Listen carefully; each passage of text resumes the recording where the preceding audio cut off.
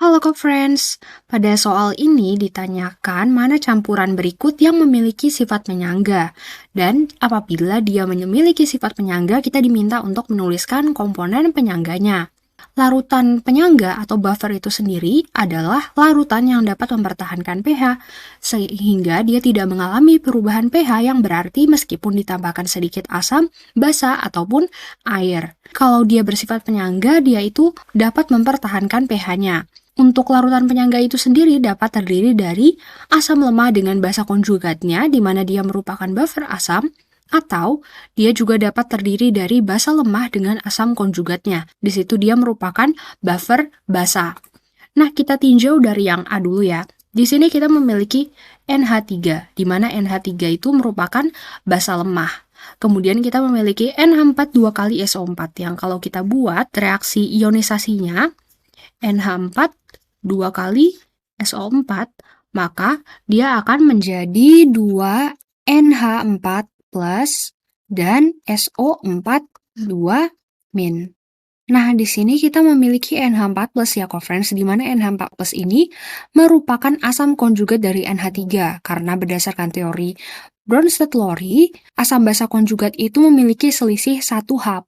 Benar ya, bahwa di sini dia merupakan larutan yang bersifat penyangga.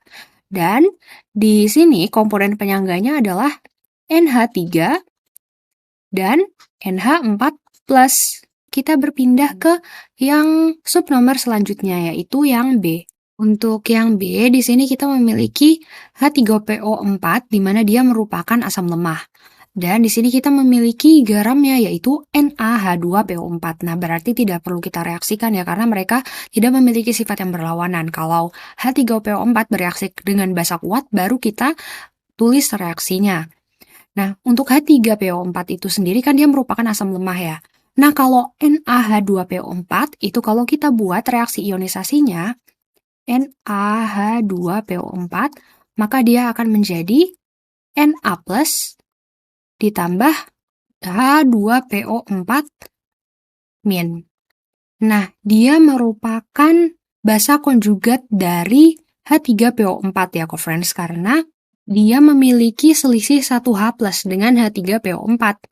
Nah, berarti di sini benar bahwa dia merupakan penyangga dan komponen penyangganya adalah H3PO4 dengan H2PO4 min.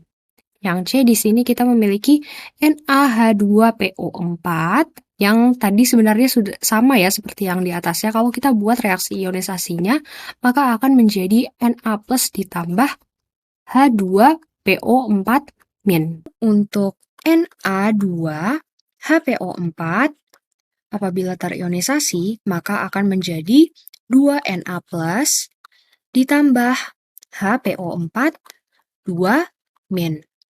Nah, mungkin kalau kita lihat sekilas, kedua senyawa ini keduanya merupakan garam ya, friends. Jadi kalau sekilas kita lihat, mungkin tidak mungkin dia membuat larutan buffer. Nah, tapi setelah kita ionisasikan begini, maka dapat kita lihat bahwa ada H2PO4 min yang dapat berperan sebagai asam, dan ada HPO4 2 min yang dapat berperan sebagai basa konjugat dari H2PO4 min. Karena dia berarti telah melepas 1H+ ya. Jadi di sini dia memiliki selisih 1H+. Yang C ini berarti dia bersifat penyangga ya, dan komponen penyangganya adalah H2PO4 min, PO4 min, dan HPO4 2 min.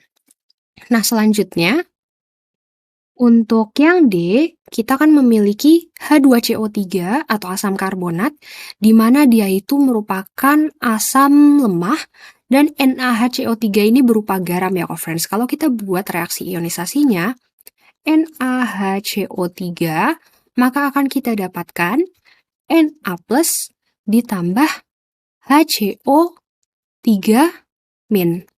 Di mana HCO3 min ini merupakan basa konjugat dari H2CO3. Karena di sini dapat kita lihat bahwa dia memiliki selisih 1H+.